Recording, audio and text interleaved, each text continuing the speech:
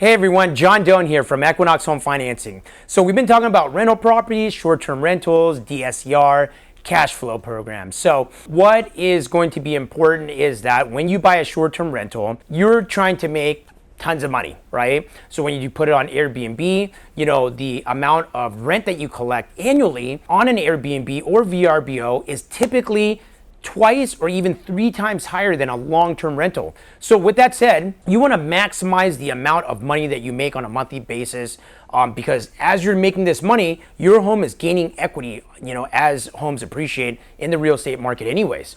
So what you want to do is try to capture as much money as you possibly can.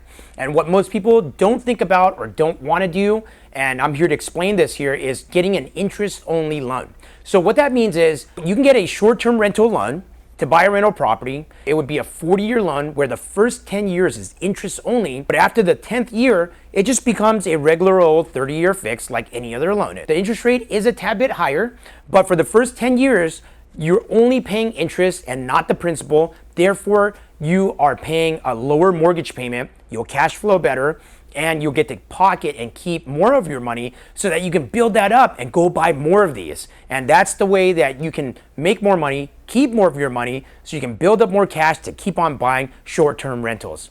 Thank you so much for joining me today. Have a great day.